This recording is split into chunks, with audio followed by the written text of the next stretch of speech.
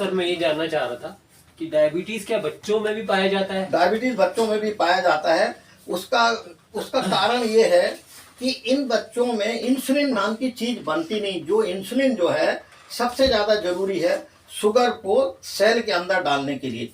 तो इन बच्चों में अगर इंसुलिन नहीं बनेगी तो इनको पूरी जिंदगी इंसुलिन लेना पड़ता है। इंजेक्टेबल इंसुलिन आता है, वो दिया जाए। बच्चों में भी होता है। अच्छा, ये किस उम्र से शुरू हो सकता है? वो मतलब इसका नियम किस उम्र तक? जन्म होने के तुरंत बाद से पता लग जाता है। वो अच्छा। बिल्कुल, वो बच्चे में इंसुलिन है नहीं तो वो शुगर का यूटिलाइजेशन कर ही नहीं सकते हैं। वो तो शुरू से ही इंसुलिन लगना शुरू हो जाता है उनको। बड़े बच्चों के जो डॉक्टर रहते हैं, पीडियाट्रिशियन को पता लग जाता है कि इस बच्चे में इंसुलिन नहीं मिल रहा, वे डायबिटीज, जुवेनाइल डायबिटीज बोलते हैं, और वो इनको इंसुलिन इंजेक्शन पूरी जिंदगी लगेंगे, उसका कोई विकल्प नहीं। इंसुलिन कहाँ पाया जाता है? कहाँ? इंसुलिन शरीर के अंदर एक पैनक्रियास ग्रंथि होती है, उसके अंदर बनता है वो। तो उसमें क्या होता है, या तो इंसुलिन का प्रोडक्शन कम हो जाता है, इनमें नहीं, आम जनता में जो डायबिटीज वाले रहते हैं, या तो प्रोडक्शन कम हो जाता है, या इंसुलिन की क्वांटिटी कम हो जाती है, या जो इंसुलिन जो बन रहा है वो सेल उसको एक्सेप्ट नहीं करता है। तो इसके 3 कारण हैं। तो फिर बाहर से गोली, वो इंसुलिन इंजेक्शन लगाना पड़ता है जब जरूरत पड़ती है। तो ज़्यादातर मामलों में तो जो इंसुलिन जो है गोली के देने से पैनक्रियास ग्लैंड इंसुलिन बना देती है, प्रोडक्शन को स्टिमुलेट कर देती है, वो इंसुलिन बॉडी में कंट्रोल करता है। तो सर डायबिटीज में अगर आप बच्चों में अगर आप इंजेक्शन ना लगाओ किसी प्रकार नहीं, वो जीवन संभव नहीं है बच्चों में। बिना इंसुलिन के जीवन उनका संभव नहीं है। जीवन लगाना ही पड़ेगा इंजेक्शन। और माँ बाप से भी आता है? नहीं, वो तो क्या होता है कि प्रेगनेंसी के दौरान अगर कुछ ऐसी बात हो जाए तो वो जानते नहीं कि क्या कारण है जिसकी वजह से उनके शरीर में इंसुलिन बनना बंद हो जाता है, और वो जब पैदा होते तो उनके शरीर में इंसुलिन पाया ही नहीं जाता। वो हो सकता है कि जब गर्भाधारण के दौरान कुछ ऐसी विचित्र घटना हो गई हो, या वो बीमार हो गए हो, उसकी माँ बीमार हो गई है, या कोई ऐसे ड्रग ले लिए हो, या कोई कारण किसी को अभी तक ज़्यादातर मालूम नहीं है कि क्यों ऐसा हो जाता है, लेकिन वो इंसुलिन उनके शरीर में बनता नहीं है। अच्छा सर, डायबिटीज में अगर कोई व्यक्ति लापरवाही करे तो उसे क्या क्या उसके जो इफेक्ट है क्या क्या हो सकते हैं? उसके तो देखिए, डायबिटीज जो है एक नाम है जी। वो शरीर में जब जरूरत से ज़्यादा शुगर लेवल बढ़ जाता है, जरूरत से ज़्यादा, और शुगर लेवल बढ़ा रहता है हमेशा, तो उसको डायबिटीज बोलते हैं। अब डायबिटीज जो है पूरे मेटाबॉलिक डिसऑर्डर कहलाता है। डायबिटीज आँखों में क्या करता है, आँखों को भी अफेक्ट करता है, जल्दी कैटरेक्ट हो जाएगा, मोतियाबिंद जल्दी हो जाता है, आँखों की रोशनी कम होने लगती है, बार बार चश्मा लगाना पड़ता है, बार बार चश्मा बदलते हैं तो मालूम पड़ा साहब इस आदमी को डायबिटीज। तो डायबिटीज डिटेक्ट अचानक होता है। आप इंश्योरेंस कंपनी में गए, वहाँ उन्होंने कहा था मेडिकल करा के आओ, तो उन्होंने कहा साहब ये तो डायबिटीज निकल गई। या आपकी भर्ती हो रही है, कहीं नौकरी में जा रहे हैं तो मालूम पड़ा साहब ये डायबिटीज हो गई। मिलिट्री में जा रहे हैं, पुलिस में जा रहे हैं, कहीं भी आप नौकरी ज्वाइन करने जा रहे हैं, आपको ब्लड शुगर टेस्ट किया, उन्होंने बोला साहब डायबिटीज है आपको। तो डायबिटीज माँ बाप को भी रहने के बाद भी डायबिटीज हो सकती है, लेकिन जरूरी नहीं कि हर आदमी को हो। 4 भाई बहन है तो हो सकता 3 को, 1 को ना भी हो। ये जेनेटिक बीमारी कहलाती है। तो उसका कोई लाइफ टाइम रहेगा या कंट्रोल हो सकता है? नहीं, पूरी तरीके से खत्म हो सकता है? नहीं, ये जो बीमारी है इसको जड़ से तो खत्म आज तक किया नहीं। कोई भी पैथी नहीं है, ना होम्योपैथी है, न कोई भी, ना एलोपैथी है, ना बाकी कोई भी पैथी, नेचुरोपैथी, किसी चीज से इस बीमारी को जड़ से खत्म नहीं किया जा सकता, क्योंकि ये इंसुलिन बनने के द्वारा सेल के अंदर वो जाता है। अगर इंसुलिन बनेगा ही नहीं तो वो तो बीमारी तो रहेगी ना, उसको इंसुलिन तो आप बना नहीं सकते। अब दूसरा तरीका कि इंसुलिन बाहर बनाई जाए तो फिर इंसुलिन की इंजेक्शन लगाते हैं, लेकिन ये बीमारी जड़ से नहीं, किसी तरह से नहीं जा सकती, क्योंकि वो जहाँ ये चीज़ बनती है वही चीज़ बीमार है, तो कैसे जाएगी। तो आपको बाहर से गोली लेना पड़ेगी, खाना पीना सब कंट्रोल करना पड़ेगा। तो इंजेक्शन और दवाई दोनों दी जाती है एक साथ? नहीं, देखिए, इसका वो डिपेंड करता है कि उसका शुगर लेवल कितना है। अगर शुगर लेवल कम रहता है, 200 से कम है, तो प्री डायबिटिक कहलाता है। तो प्री डायबिटिक में पहले हम लोग मरीज को समझाते हैं कि भाई पैदल घूमो, वजन कम करो, बहुत ज़्यादा मिठाइयाँ मत खाओ, शक्कर ज़्यादा मत खाओ, और पैदल घूमो। यानी प्रिलिमिनरी लेवल के ऊपर अगर वहीं पेशेंट का शुगर लेवल कंट्रोल रहता है तो ज़्यादा दवाई की उस वक्त प्री डायबिटिक कहलाता है। माने अभी डायबिटीज होने की संभावना है लेकिन हुई नहीं है, लेकिन अगर वो लापरवाही करेगा तो डायबिटीज हो जाएगी, ये प्री डायबिटिक कहलाता है। फिर आगे चलते हैं तो मान लो उसका ब्लड शुगर किया, फास्टिंग 110 आया और खाना खाने के बाद में 140 को क्रॉस कर रहा है, तो ये सिंपल गोली देते हैं, एक गोली सुबह शाम खाओ। और परहेज फिर पूरे बताते हैं, चावल कम खाना, मिठाइयाँ कम खाना, पैदल घूमना, वजन नॉर्मल रखना, ये सब चीज़ों से, गोलियों से कंट्रोल हो जाता है। ज़्यादातर मरीज 80% मरीजों को, 90% मरीजों को अगर वो डॉक्टर की सलाह माने, सुबह सो के उठो, सबसे पहले पानी पियो, फिर अंकुरित पैदल घूमो 1 घंटा, जूता पहन के, ठंड के दिनों में कपड़े पहन के घूमो, अपने दोस्तों के साथ पूरी मस्ती करो, कोई उसमें रोक टोक नहीं है। फिर अपने घर आओ तो अंकुरित दाने का नाश्ता करो, टमाटर, मूली, गाजर, खीरा ये खाओ, सेव, फल, अनार, पपीता खा सकते हो। फिर रोटी खाओ, दोपहर में चावल कम खाओ, रोटी ज़्यादा खाओ, बैलेंस डाइट है, दाल चावल सब्जी सब कुछ खाओ, हरी सब्जियाँ ज़्यादा खाओ, तेल थोड़ा कम खाओ वजन के हिसाब से। फल खाने की इच्छा है तो अगर मान लो और दूसरे फल भी, केवल एक ही फल है जिसको हम लोग ज़्यादा खाने को मना करते हैं कि केला कम खाओ, केला खाना तो आलू आधा केला खाओ, अंगूर खाना तो 3 अंगूर 3 बार खाओ। और आम वगैरह का ऐसा है कि मीठे तो सब हैं, लेकिन इसमें जैसे नाश्ता किया 9 बजे, दोपहर का खाना 2 बजे खाना है, तो उसको बोलेंगे भाई तुम फल खाने की आदत तो 11 बजे खा सकते हो या शाम को 4 बजे खा सकते हो। शाम का खाना 7:30 बजे खाओ, रात के टाइम दलिया लौकी वगैरह ज़्यादा खाओ, चावल को थोड़ा सा कम खाओ। लेकिन जो लोग चावल खाने के आदी रहते हैं उनको क्वांटिटी बता देते हैं, थोड़ा रोटी भी खाओ, रोटी भी बदल के खा सकते हो। शाम का खाना डायबिटीज़ वालों को कम खाना चाहिए, उसको सुबह ज़्यादा खाओ, दोपहर को बराबर खाओ और शाम को कम से कम खाओ। ये पूरे परहेज है वो तो हर चीज़ का, कि कितना खाना, कब खाना, कैसा खाना। रोटी दूध भी लेना है, पनीर भी खाना है, तेल भी खाना है, लेकिन हर चीज़ के हिसाब से सब चीज़ खाना है। ऐसा सब नियम बने हुए हैं कि क्या क्या खाना लिखा, वो सब किताब में लिखा हुआ है, तो उसके हिसाब से लोग बात मानते हो, दवाई भी खाते रहते हैं, नियम मानते हैं। ठीक। तो सर ये भी सुना गया कि ये खास समुदाय में पाया जाता है। नहीं, खास समुदाय के बहुत ज़्यादा, जिनका खास समुदाय के अलावा जिनका वजन बहुत ज़्यादा होता है, एशियन कंट्री में ना, अपने कंट्री में, एशियन कंट्री में ज़्यादा पाया जाता है, चाइना में और इंडिया में सबसे ज़्यादा पाया जाता है, क्योंकि उसके कुछ अलग कारण हैं। कुछ जेनेटिक डिसऑर्डर मरीजों को है, या समझ लो कि यहाँ के मरीजों में कुछ ज़्यादा ही प्रीडिस्पोजिंग फैक्टर्स हैं, जिसकी वजह से ज़्यादा होता है एशियन कंट्री में ज़्यादा होता है। तो अगर मान लीजिए किसी को हो गया है, शुरुआत में ऐसा लक्षण लग रहा है, तो उसे क्या करना है और आगे जाके? नहीं, उसको पूरे नियम का पालन करना है, जिस हिसाब से उसको खाना खाना है, जैसा बताया डॉक्टर की किताब के परहेज से, जो दवाई देखी, जो डॉक्टर ने दवाई लिखी है, जो विटामिन लिखे हैं, जो टाइम पे उनको जो इंस्ट्रक्शन दिए जाते हैं, उनको जैसे लिखा है जूता पहन के चलना, कभी बिना जूते के नहीं जाना, कैसे नहाना, कौन सी साबुन से उपयोग करना, कैसे मोजे पहनना, कैसे जूते पहनना, नाखून काटना तो सामने वाले से कटवाना, खुद नाखून नहीं काटना, कोई ऐसा काम नहीं करना जिसमें शरीर को चोट लगती हो। कुछ लोग जो है नंगे पांव चलने की आदत रहती है, उसमें कांटा यदि गड़ जाएगा और अगर न्यूरोलॉजिकल प्रॉब्लम हो जाएगी तो आपको फफोड़ा पड़ जाएगा, आपको मालूम नहीं पड़ेगा कि बहुत बड़ा फफोड़ा पड़ गया। और एक्सट्रीम केसेस जब हो जाते हैं, जो डायबिटीज़ को कंट्रोल ही नहीं करते हैं, मानते ही नहीं है, तो फिर उंगली काटना पड़ती है, चलने में उनको प्रॉब्लम होती है। देखिए, डायबिटीज़ के लक्षण शुरुआत से ही मालूम पड़ जाते हैं हम लोग।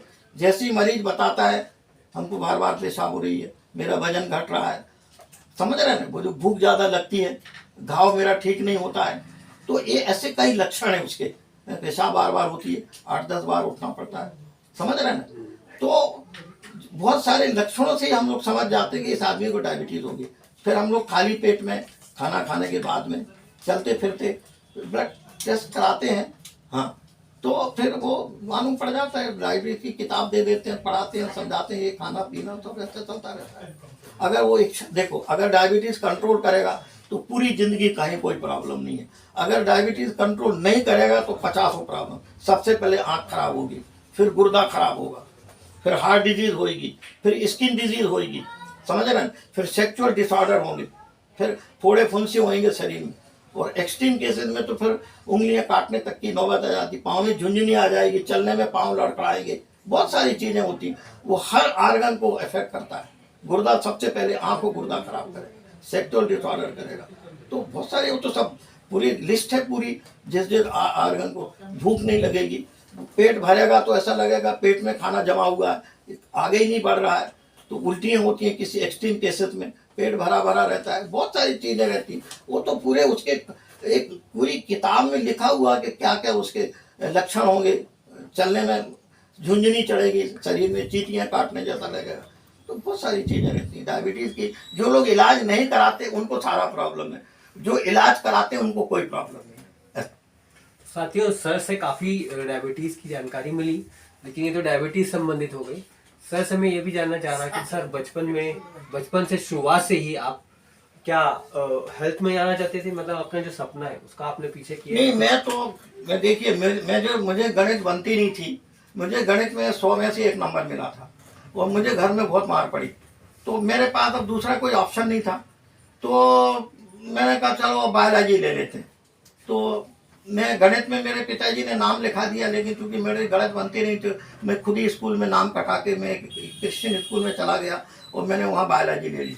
उस समय तक मुझे मालूम, मैं तो यही जानता था चलो गणित नहीं बनती तो बायोलॉजी ले ली। लेकिन धीरे धीरे मैं पढ़ता गया, फिर बीएससी फर्स्ट ईयर किया, तो मेरा नंबर अच्छे आ गए और मेरा मेडिकल में एडमिशन हो गया।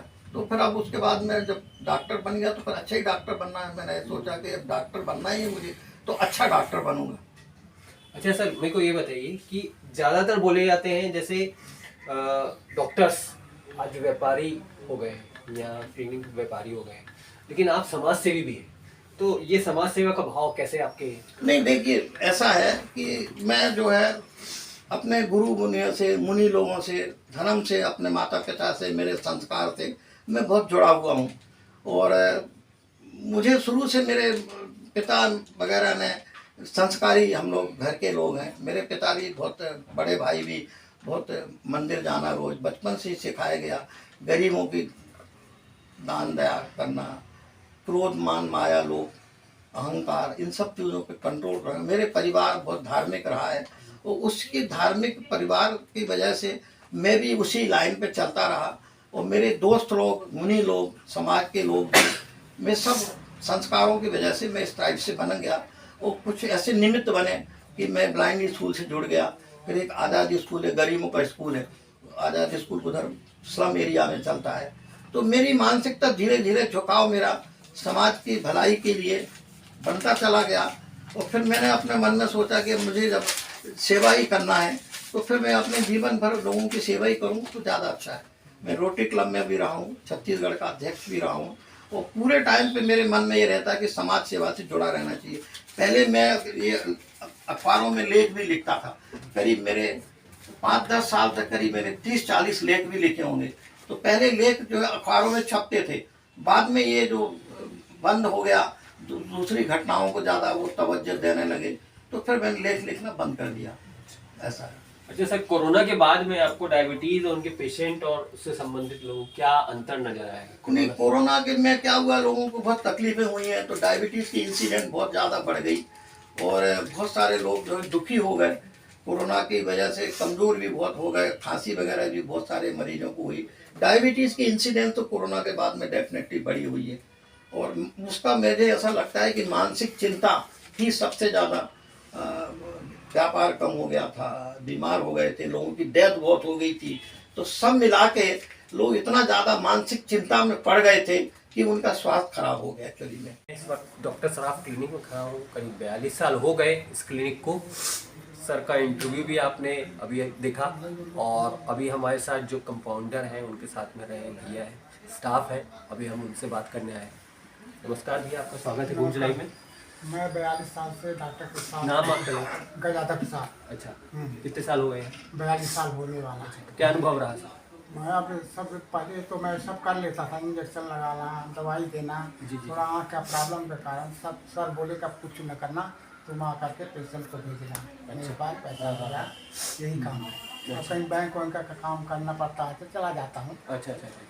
हाँ। तो डॉक्टर साहब का कैसा रहा काम? अरे उनका तो बहुत इतना के बाद क्या बताऊँ, उनका तो काम इतना लाली डाई के पूछे।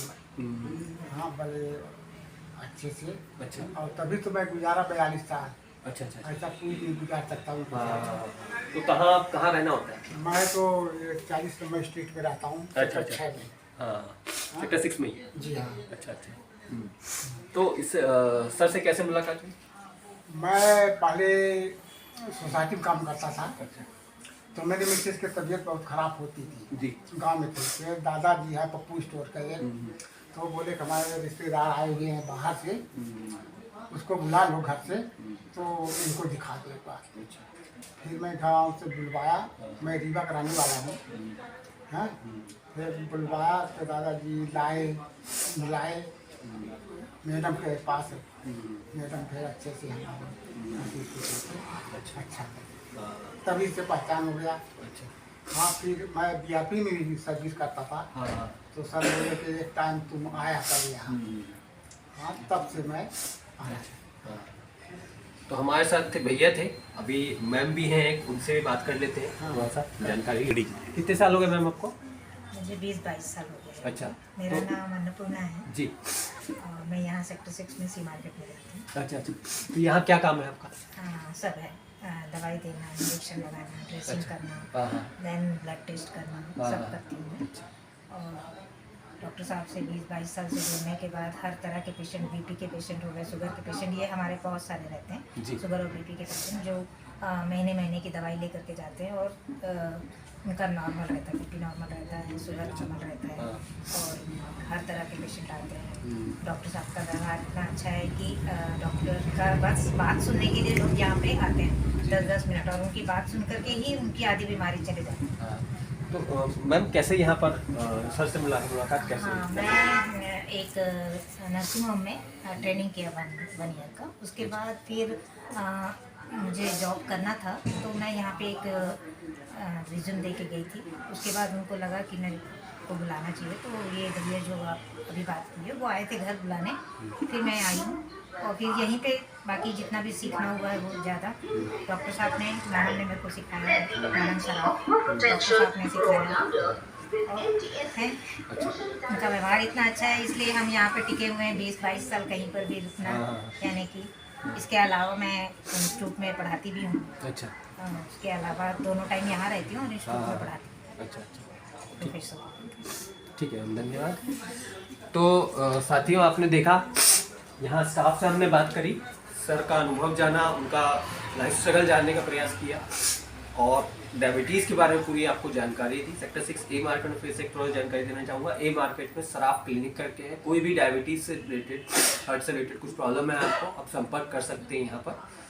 और आगे फिर इसी तरीके से चलते फिरते किसी वीडियो में और किसी डॉक्टर साहब से मुलाकात करेंगे, हेल्थ से रिलेटेड आपको बताएंगे, जानकारी देंगे। तब तक आप हमारे इस वीडियो को सब्सक्राइब करिए, लाइक करिए, क्योंकि सब्सक्राइब और लाइक करेंगे तभी हम आपको अच्छी अच्छी जानकारी, इन्फॉर्मेशंस आप लोग तक पहुंचा पाएंगे। साथ के साथ कोई खबर है आपके पास या ऐसे कोई डॉक्टर साहब हैं या अलग अलग फील्ड वाले जो अच्छा काम कर रहे हैं, समाज सेवा कर रहे हैं, तो आप हमारे इन नीचे दिए गए संपर्कों नंबरों पर संपर्क कर सकते हैं। फिलहाल के लिए मैं गूंज लाइव न्यूज़ में इजाज़त चाहता हूँ। आशीष के साथ नमस्कार दोस्तों।